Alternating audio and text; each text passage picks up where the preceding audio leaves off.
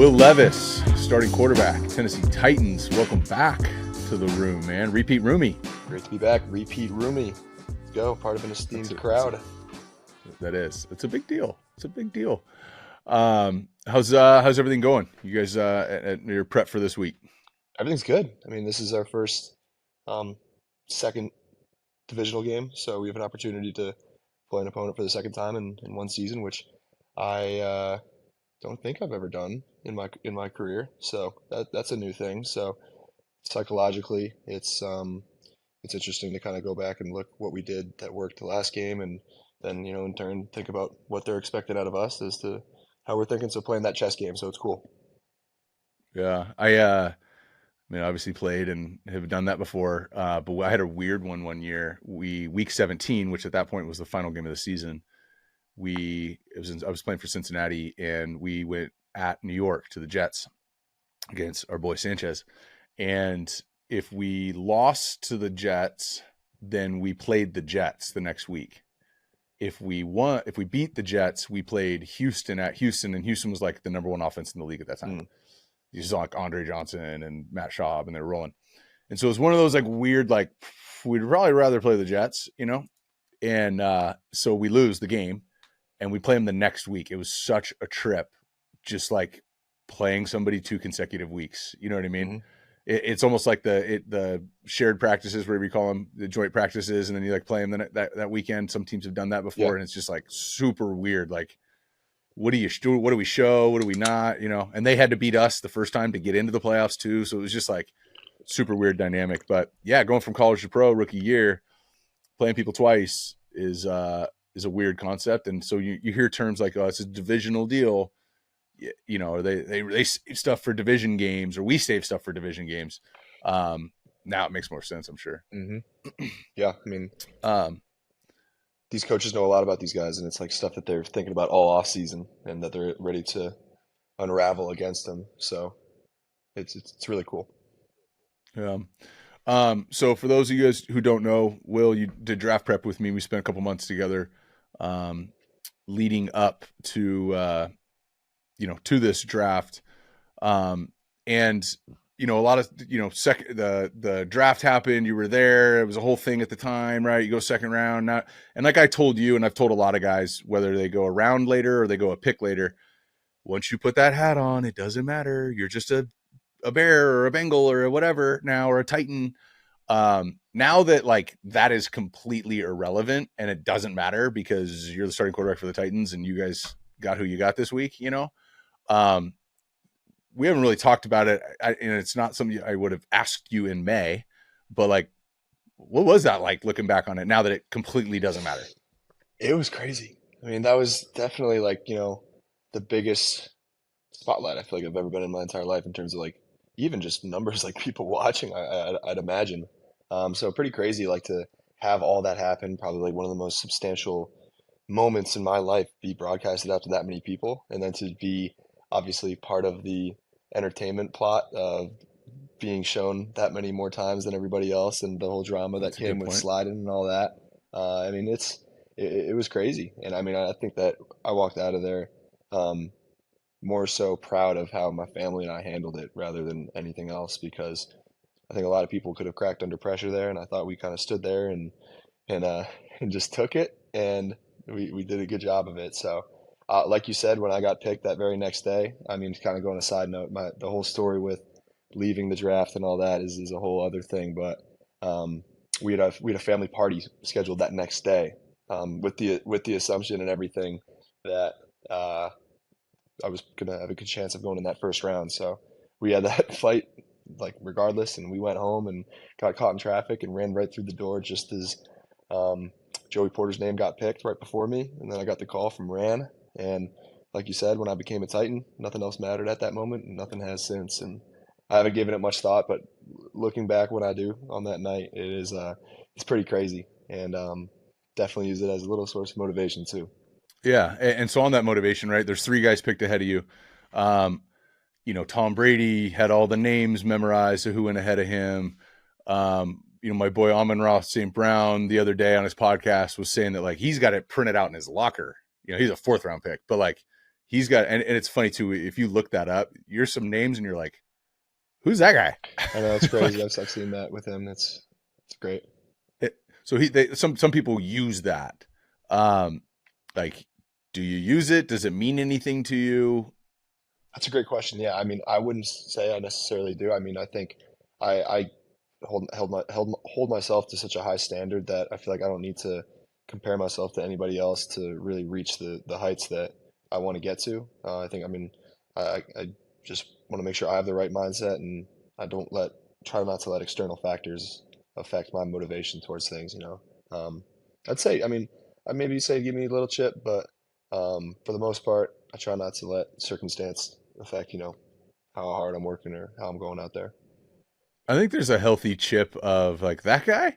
What I don't like, and I just think it's an immature take, is when guys are like, I'm that team passed on me. Like, I'm going to take it to that team that passed on me. Because the reality is, like, maybe that team needed a corner. Yeah, You know what I mean? Like maybe they just weren't going to go quarterback, or maybe they're like that other quarterback that they did take. Like, that's just exactly what they're looking for. You might end up being better, but that's what they were looking for. So I think it's fine to have a healthy chip and to think about it every now and then and all that. no doubt, no And there's doubt, definitely people that were picked after you that were thinking about like Will Levis, what? for sure. Like, for sure, both sides. Um, I know we had talked about it a little bit. There's like a song I always have guys listen to. It's a Drake song, first album. Thank me later. Song on there's Thank Me Now. You know that song? A little bit. So it wasn't a banger. It's not like it's just kind of an album track, but I always have guys listen to it because he's got a line in there. He says, I can relate to kids going straight to the league when they find out that you got what it takes to succeed. That's about the time that your idols become your rivals. You make friends with Mike, but you got to AI him for your survival. And what he's referencing No is doubt. Yeah. Allen Iverson was the biggest Michael Jordan fan ever growing up. And then he crossed his ass over in the Eastern Conference Finals. I think it was his rookie year Hmm. and hit a game winner. And it was like, so I know you grew up, watching Brady and, and in the last few years watching whoever it is, Joe and these other guys. Like now you're here, right? Like idols becoming your rivals, and idols is a strong word. I wouldn't say that Trevor Lawrence would be an idol of yours, but you probably been watching him for a while, right? And then you got him in a couple weeks. How's that transition been of from an opponent standpoint of, I actually know a lot about this guy. Like I've been watching him for a long time, and here we go. It's 3rd and 2. Yeah. No, it's cool, and I doesn't really hit me. I feel like until like, you know, after the game when you dap them up and everything, like um you know, the first game out there, even with Desmond, like just the fact that I'm there, like that was like You had I'm seen a lot of there, you Desmond Ritter know, tape. for sure, Yeah. for sure. Yeah. And I think really the only person that I had kind of in my mind that actually was like a kind of a little goal of mine was like I wanted to beat Tom Brady. Like I, you know, just following him growing up and seeing his career, hoping that his would last as long as it is mine would, uh, or as when mine would get to there. And uh, so that happened one year a little too late. So other than that, I mean, it is cool all around, and I'm grateful to be a part of the fraternity of, you know, being an NFL quarterback. It really is a fraternity. I mean, there's such a small group of people who know what it takes and know what goes into it and know all the bullshit that happens behind the scenes and this and that. So I mean, fraternity is, I think, the right word. It's you can be opponents who end up playing together too. You know what I mean? It's Hmm. like I think back to Sam Darnold, Josh Allen, Baker Mayfield, that draft. It's like Baker and Sam ended up teammates. You know what I mean? After playing each other several times, and so it really is people move, chess pieces move around. Um, if you end up doing this for 10 to 15, like, yeah, it's kind of like a fraternity. Yeah. So you talked about Brady a little bit. One of his old teammates, like Mike Vrabel, is your head coach. And you're drafted into what I would regard as, and we talked about it, going through the draft, like, hey, this is a good landing spot, right? This is a good franchise. This is a good young new GM. Mike Vrabel's been there, done that, won. And he's a no bullshit, guy and a Patriot way. And Brady gets credit for the Patriot way, but Brady then gave credit to like Vrabel, Willie McGinnis, Teddy Bruschi, the older dudes on defense Hmm. when he was just the young pup, when he was the Will Levis kid. Hmm. You know what I mean? The young guy in the room who has a lot on his plate. They really created that. You grew up in the Northeast, right? Connecticut. You probably grew up watching a lot of Patriots, right? Hearing about it all the time. right? What are some things based off growing up, not studying, just growing up, Northeast, all that stuff, Patriots, and they won your whole childhood basically. Hmm. Um, what are some things that you see now that you're Mike Vrabel's quarterback and you're in his team, where you go like, oh, I see that connection, or It's the I mean it's the little things, and I know it sounds cliche and everyone talks about it, but I mean we just hound it all day long and just preach just the importance of the littlest things, technique wise, in terms of what you've been taught ever since you've been playing pee wee football, down to the little things of knowing the dang cadence, like um, the clean operation and the lack of shitty football, to say it clearly, like that the Patriots kind of played with throughout that era, I think is what made them as good as they were, on top of obviously great players. Um, but the emphasis in that area is definitely what the connection I would see is. yeah, and he pulls no punches, right? I mean, he's a no bullshit guy. I knew him as a player. I know him as a coach now. Like that's for me. That's my kind of style. I'd rather just know exactly what I need to get better at, know exactly where I'm letting people down or whatever it is, instead of the just rah rah positive, and at the end they tell you that they wanted it different. Hmm. Um, so with that, and him being hard on guys, like from Vrabel, like what's the biggest thing you've learned, whether it happened to you or it happened to somebody else and you saw it? What's like the so far you're about halfway through or three-quarters way through, whatever it is, the season. What's your biggest takeaway so far from being around the Patriot great, Mike Vrabel? I'd say being a team player, just like playing for the guy next to you and knowing your space within the team and within the concept and within the scheme, and um, knowing that it's bigger than you and that you need the guy to your left and your right to come together and do your jobs in unity, uh, to get the job done, because like we get 10 out of 11 doing the right thing. We might get a couple yards, and that's the difference between that and an explosive. So I mean, again, it's the little things, and it's knowing that the guy, you can count on the guy next to you. Yeah. Um, Talk a little bit about QB off the field. You got, 4 or 5 years of college experience being a college quarterback, starting most of that. Now NFL, and I know you haven't had much time to be an NFL quarterback off the field, and you're grinding, and it's not like you're like cruising around all day Monday, Tuesday, or shopping and hanging out around Nashville. But how has the transition been from an off the field, non football perspective? Of you've been at two colleges, right? Penn State and then Kentucky, and then now in Tennessee. Talk a little bit about like the difference off the field. I mean, I feel like you said, I haven't been able to get out there as much enough, at least in Nashville, to kind of really get the grasp of, I don't know, to the extent of which people notice me, I guess. But like in college, like at least like Kentucky, like that was something that I always just found so cool, and that I always like never took for granted. And I knew that just that I could touch like the lives and know that this game means so much to so many people, and that I can bring them joy on now Sundays, is awesome. So whereas there's 100% times where anybody who has any kind of notoriety, I guess, can you know find the negative side in those side of interactions. It's important to remember like that it's a privilege to go through those types of things. All right, let's transition over into you becoming a starter a few weeks ago, and it's you got the keys now. Um, your first start was in week 8. What kind of difference does it make for you? And I know you can't compare it to anybody else's experience, but having a Derrick Henry, DeAndre Hopkins, so just like marquee dudes who probably aren't even nervous on game day, you know what I mean? Type of veteran leadership. What sort of comfort level did that create? Yeah, I mean, it probably started with Derek. I mean, like when I first got the start, like, uh, you know, Derek's not necessarily like a rah rah dude, but he's a great teammate. He's a great dude, and he kind of pulled me aside and just instilled his confidence in me for that week, and that was big for me. And to kind of hear that just gave me a little bit of, you know, um, positivity going forward throughout that week. That just fueled me, I thought. So that was cool. And then he's been a great teammate since then. Just trying to make sure that I'm on my stuff, and that I'm keeping my head straight and all that.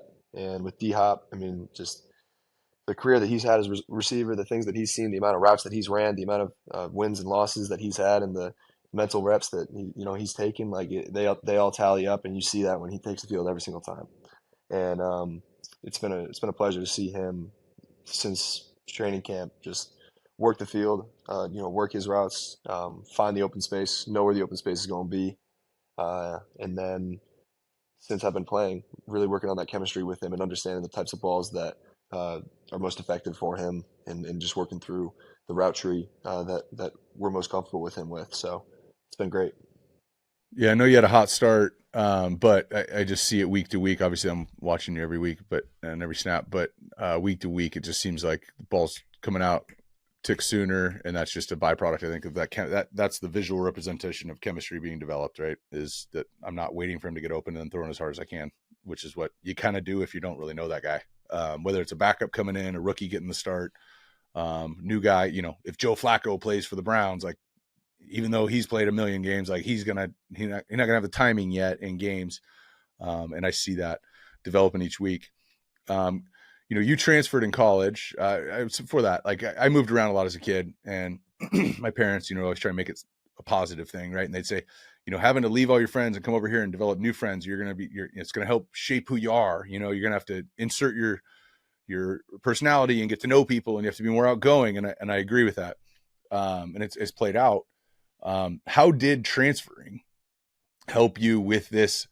Honestly, like the situation you're in is pretty normal, right? Get drafted high and take over at some point, but it doesn't mean that that situation is not super weird, right? Like the guy who you've been watching on Sundays for a while, Ryan Tannehill, who's a very wealthy, very successful, great dude, is like the backup. Like it's never just totally normal and clean, right?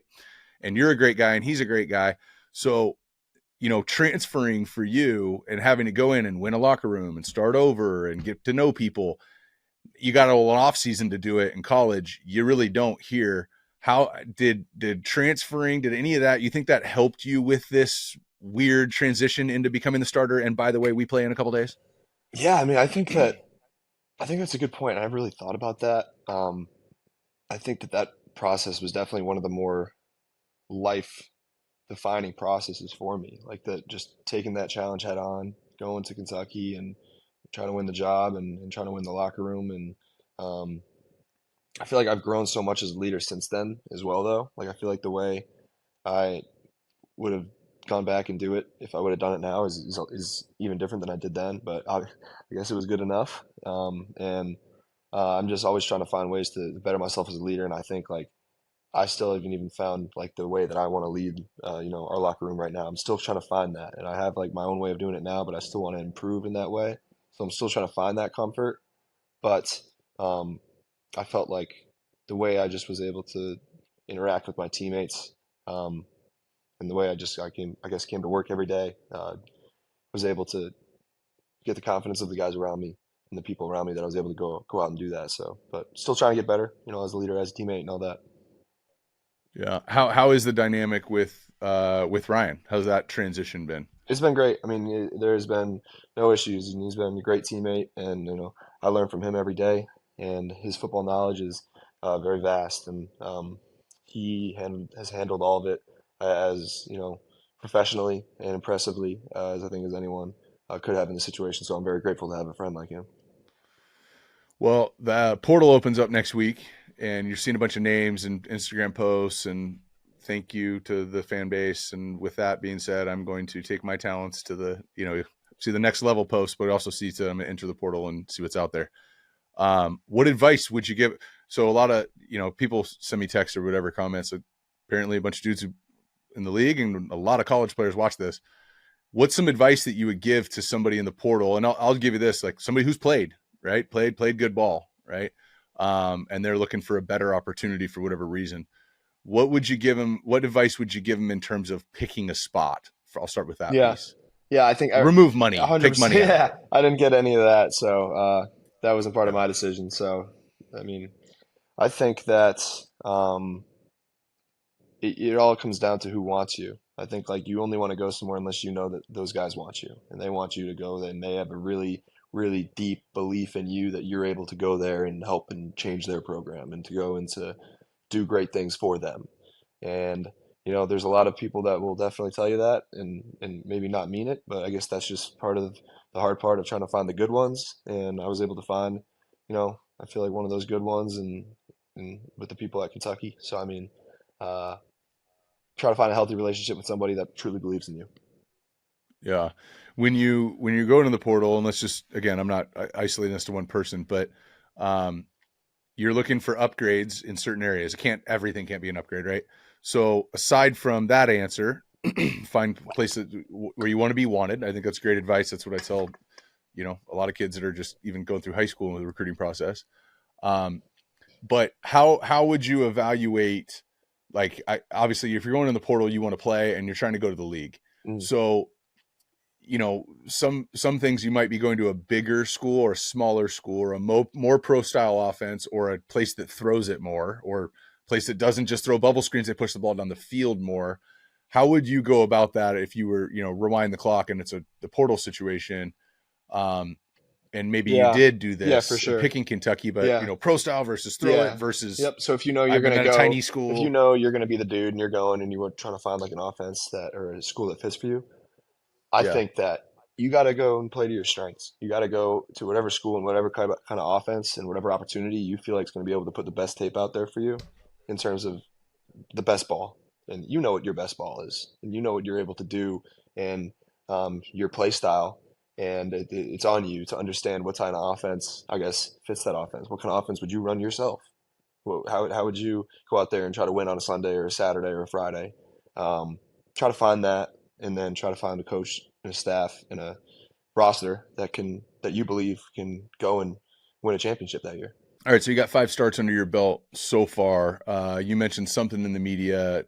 It's a quote saying some location issues, and that's I guess what you're working on or focusing. Accuracy in general. I can't think of a quarterback in the NFL where I'd go, nope, he's good on accuracy, doesn't need to work on anything. It's obviously something. It's a constant. You'll always be working on accuracy. No doubt. Um, how are you approaching that right now? Like and if it's specific, you don't need to get into specific balls that you're missing. This isn't a private conversation, but Yeah, yeah. how do you go about going, ooh, I need to be more accurate? Okay, well, what do you do? No, I mean it's interesting because I mean every quarterback has the confidence that they're able to make every single throw and they see it and all that. And then, as you know, sometimes that just doesn't happen. And sometimes you know exactly why it does. Sometimes you know why it doesn't, whether it's mechanics or what have you. Um, but the fact of the matter is, you are going to miss some throws, and that is it's frustrating. And I felt like just the first few weeks I was playing, I was fairly accurate. I was making, high percentage, or I was completing a high percentage of throws that I felt were open and that I was able to get a good ball off for. And just this past week, I felt like I missed a few that just kind of ticked me off. And that'll happen at the position. That'll happen, with any sport. You obviously want to watch the tape and you want to figure out if there were specific things that you can work on and correct for the next time. Um, but it's not like there's been a huge change in my mechanics and everything from, my first start to my fifth. So it's just part of being an athlete and tweaking things and not freaking out though at the same time. Yeah, for sure. You also, I think, took the blame for some like a cadence issue. I saw that was something. Somebody said something in the media, or you just said something.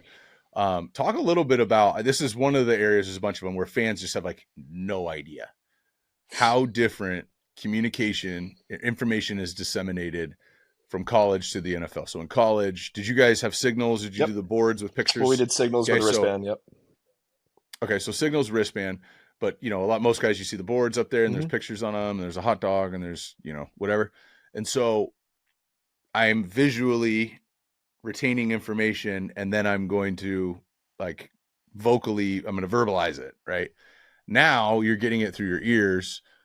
A lot of times it's loud, sometimes the headset have you had like the headset cut out yet? No, I haven't had it cut out in a game, thankfully. It's brutal. And so like this is a headset can cut out where Yeah. like you hear like, all right, here we go, like 8 set to gun. Oh yeah, no, like I've had that You know what happen I at the mean? play It's like clock at 15. Like, ah. but that's when you just got to know the call sheet and know what the play is. But um, Yeah. uh, honestly, in college for me, like it was a signal system, so they'll signal in the number, and then you open up your wristband to whatever number that is, read it off. Um, the one thing I guess that helped me in college though is like the way we called our plays, and even formationally, there's a lot of carryover for to even certain things that we do in our offense here. So the verbiage and everything like is kind of similar, but at least and like you said, in the NFL, it's completely different when you have someone talking in your ear and you have to spew that back out to a huddle full of dudes. So when I first did that, because I didn't do a Senior Bowl, when I first did that in rookie minicamp, um, it was pretty crazy, but I thought I handled it pretty decently to start, and obviously still have some things to work on because I've misheard a couple calls and called a couple things incorrectly that just can't happen. And like you said with the cadence, that's just one more thing you got to think about on top of what you're telling all these dudes in the huddle. Like sometimes there's a specific cadence you want to use on a play, but then it's on the quarterback to then make up or decide what cadence they want to use for that play, make all the checks they need to make on that play. Go through their checklist and then again, oh wait, what was the snap count? That's the little things sometimes that slip away to your Yeah. to your memory. You And break the huddle and some guy goes, "Wait, what is it?" yeah, You got to say the whole thing back or just yeah, tell him his part. yeah. You know what I So mean? what happened to It's me so was, much information yeah, what happened to me disseminating was at even once. worse. Was I was in the middle of my cadence, forgetting what the cadence was, and when that happens, and you're not able to give the indicator for when the ball's live and it's third down, and you put yourself out of third and manageable, it's not good for the team. So that's what happened, and it's just those little things that can't happen. Yeah, it's like there's certain things I can help guys with. There's certain things I can't. The only way like I've been able to help guys with that is I have people. I don't know if I did this with you or not. I know I did with a couple guys this year. I know Dorian is when you get your call sheet, Read through go it. in voice Yep, memos. make a No, voice go in memo. voice Yeah, memos, record it, and record then it. just listen to it, repeat it back, and then flip it, and then say it again. Hmm. So say it, flip it, No, say it. I used that, and you gave me that, I think we did. and so I used that in the first And couple weeks, but and like that, but there's not a million people there screaming and it's freezing and yeah, your head's, you know what I mean? Like you yeah, can't replicate that. yeah, And it's just some things that fans just think like, oh yeah, you say Omaha or right now, Dak Prescott went viral with like a, here we go. You know what I mean? And, hmm and Aaron Rodgers has talked about how like your cadence is a weapon. You use it. And I mean, how many people has he gotten to jump off sides and throw a fade down the beautiful sideline? compilation of free plays that he's had. It is spectacular. Yeah. And that's one of those, it's like, reps. That's about it. Hmm. That's all I got for you. Can't go in the weight room and work on that. And it's bringing the offense together and bringing and leveling up the people around you to be able to handle it at the same time. So that's part of the position is bringing guys up to the level and expectation of that we're able to use cadence and or as a weapon, like you said, and cadence should be used as a weapon within every offense. Yeah. During draft prep, we did a lot of you building the process for how to learn a system. Right. We start with formations, then and move the checkers around, right, or the Hmm. poker chips, and then you get to concepts, then you get to protections, then you get to miscellaneous. How'd that play out for you? Like, what was applicable, what was not, um, and how was learning that system over those couple of months? Yeah, no, it definitely was in all the pieces and all the teachings that we went through in all the playbooks we talked about. It is crazy how much carryover there is throughout the entire NFL, and you quickly learn that it is a copycat league, and things are called different things in different places. So a lot of the times they are called the same thing, and but they're all the same thing essentially. And um, like I said, I was blessed with having the opportunity to play in two offenses that used and pretty much ran very similar stuff that is ran throughout the league. So that helped me learning it for sure. But that whole process with the progression of how to go through and learn a playbook is really is really helpful, and it helped me throughout my processes for sure. Awesome. Well, let's get into some teach tape here. So this is week 12, last week, 14-3, a little bit of time left, 14 seconds left in the half, no timeouts, 3rd and 1 on the 48. Can you see this okay? Yeah. Without giving away trade secrets here, talk me through this concept, what you're Yep. thinking, and what transpired. This is sweet. So, there's a pretty funny story behind all this, but I won't give away all of our secrets. But I mean, this is a down clock situation, which is, I mean, if we're able to get a first down, get the catch, and get down within field goal range, we're going to go down there and try to spike that ball to be able to get a field goal off before half. And this is something, as you know, is repped, every single day in training camp for some teams. And it's something that we worked a lot for sure. And it's cool to be able to see something like that come to life for the first time for me in my career for sure.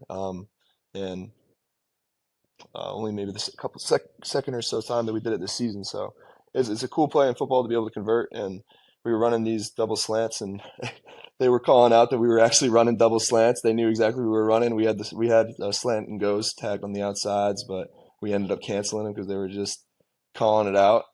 So I tried to just find a one of the inside slants and look off somebody, put it on them, and just a cool football play. And all the guys hustling down is my favorite part. Just sprint down, find the ball, executing what we do every day in practice. It's really really cool. Yeah. We'll pull up the second one. This was going back that game versus the Falcons. It's 14-9. A little bit of time left in the third, 2nd and 10. And you're on the 39-yard line here.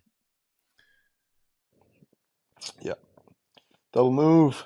Talk through this. Did you guys set this up earlier? Is this something you had schemed? Something they showed through you guys, before the start Yeah. showed 3 weeks ago? Yeah. Was it one of those deals? This is something we've held in our back pocket and something that we repped going back to training camp. It's something off of a common concept that we run on this stack out of this stack, and DeAndre usually they're always breaking that in on the in cut if we're trying to get a read on that weak hook player, and sometimes when they know we're running that safety can get a little antsy and jump that.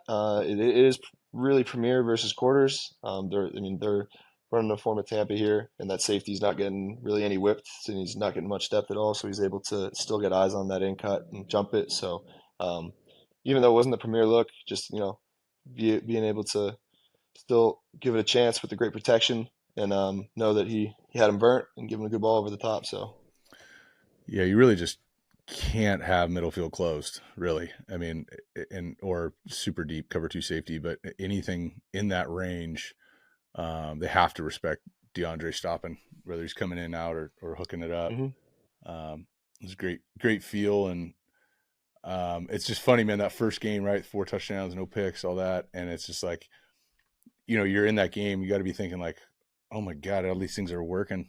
All the stuff that we talked about is working. Literally, Yeah, it's like, oh my gosh, it this played out shit's not that exactly hard. like we talked about. The picture came to Yeah, life. yeah.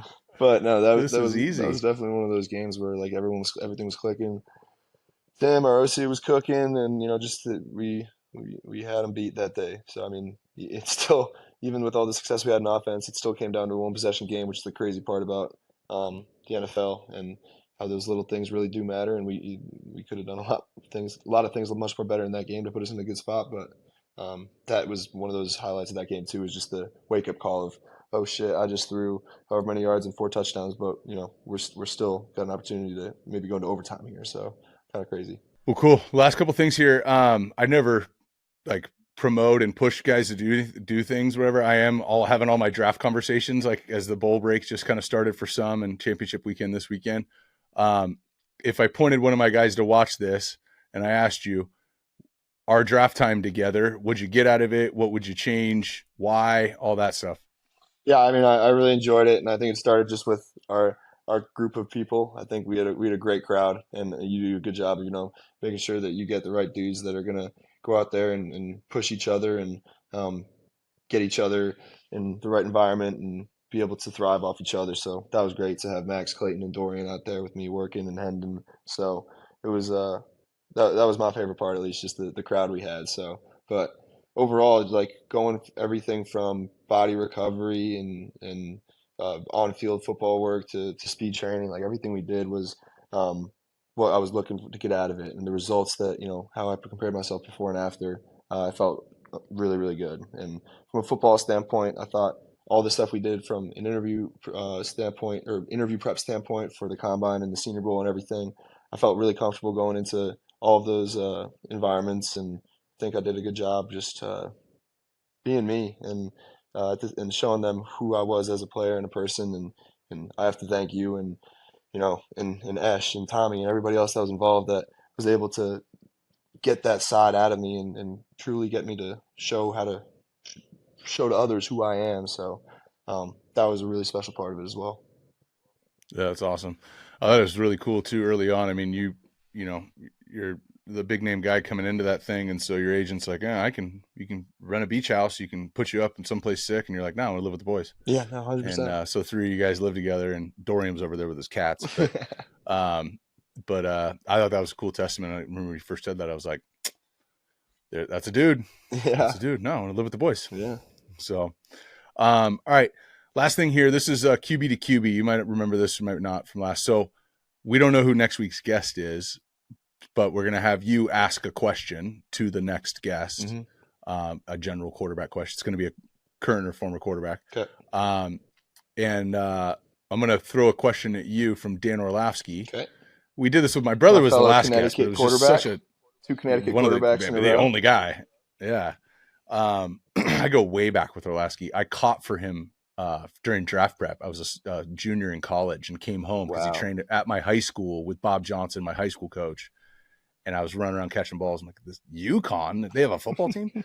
And so my brother was on last week. His question was like really dumb or like scraping past his. It was like a statement. I don't get what he was talking about.